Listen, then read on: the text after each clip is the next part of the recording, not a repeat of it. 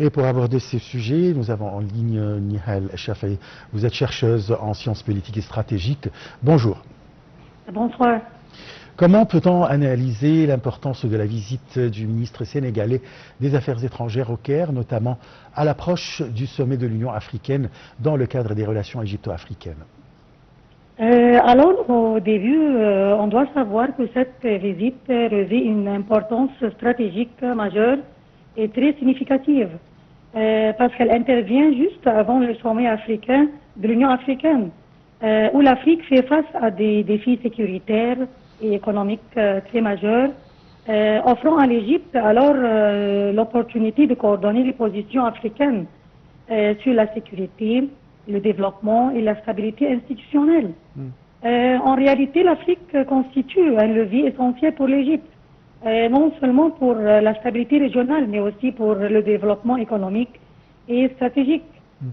Donc, cette visite souligne la volonté du Caire de construire des partenariats durables et stratégiques sur le continent. D'autre part, le choix encore du Caire reflète clairement la place centrale de l'Égypte dans la gestion des dossiers africains et confirme que le Caire demeure toujours un pôle de coordination stratégique. Donc, le Caire ici, c'est une plateforme de concertation.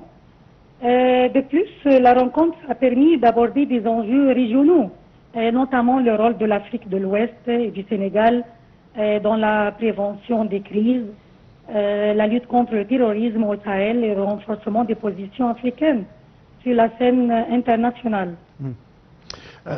Là, selon vous, pourquoi le Sénégal occupe-t-il une place stratégique particulière dans la vision africaine de l'Égypte, notamment en Afrique de l'Ouest?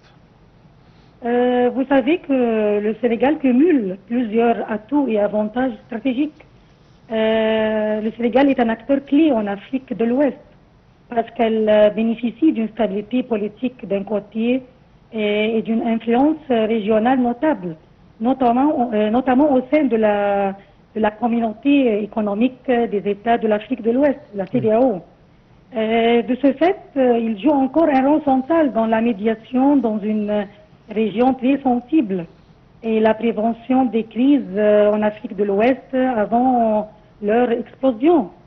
En effet, il agit comme un point d'ancrage pour la stabilité régionale, facilitant la coordination avec l'Égypte sur les questions sécuritaires, le développement économique et la consolidation institutionnelle nationale.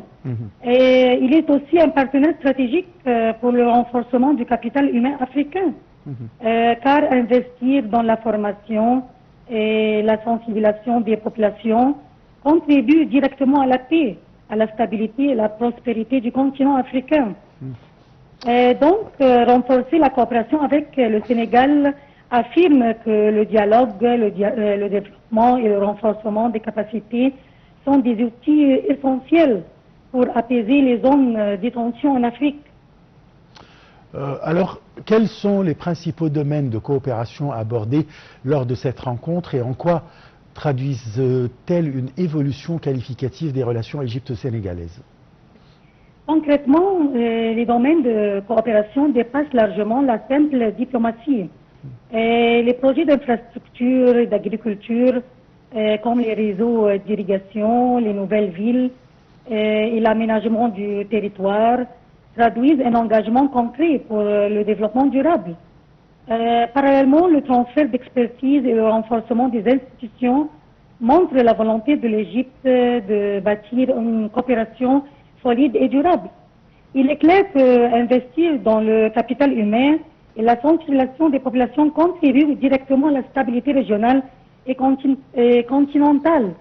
De plus, la coopération s'étend aux enjeux de sécurité et de coordination régionale, incluant la lutte contre le terrorisme et le soutien aux initiatives africaines pour la paix et la stabilité. Alors, comment cette coopération avec le Sénégal illustre-t-elle le rôle croissant de l'Égypte en tant que leader africain sur la scène continentale? En effet, la coopération avec le Sénégal reflète le leadership proactif de l'Égypte, parce que le Caire ne se limite plus à réagir aux événements seulement, mais agit comme un moteur de solutions africaines concrètes, intégrant sécurité, développement et diplomatie proactive. Donc, cette collaboration montre un modèle de partenariat équilibré, où l'Égypte soutient la prévention des crises et la consolidation institutionnelle et le développement du capital humain. De surcroît, cette dynamique met en évidence encore la centralité de l'Égypte dans les instances africaines, l'Union africaine, le NEPAD, le Conseil de paix et sécurité, et son rôle de leader dans la coordination des positions africaines sur les questions régionales et internationales. Enfin, quel rôle joue l'éducation, les universités et l'enseignement de la langue arabe par El Azhar dans le renforcement des relations égypto-africaines et l'attraction des étudiants sénégalais? Donc, ce qui est important, c'est l'éducation et la formation qui sont au cœur de la stratégie africaine de l'Égypte. Les universités égyptiennes et les programmes francophones attirent les étudiants sénégalais africains, offrant des opportunités uniques pour développer leurs compétences, leur leadership et leur engagement social. Parallèlement, l'enseignement de la langue arabe par El Azhar et la diffusion des valeurs de modération islamique contribuent donc à lutter contre l'extrémisme et à renforcer la stabilité culturelle et sociale sur le continent. Donc la coopération avec le Sénégal illustre un modèle de relations sud-sud équilibré, où l'Égypte agit comme un moteur de coordination continentale en lien avec son rôle au sein de l'Union africaine. Nihal Chafaï, je rappelle que vous êtes chercheuse en sciences politiques. Je vous remercie beaucoup.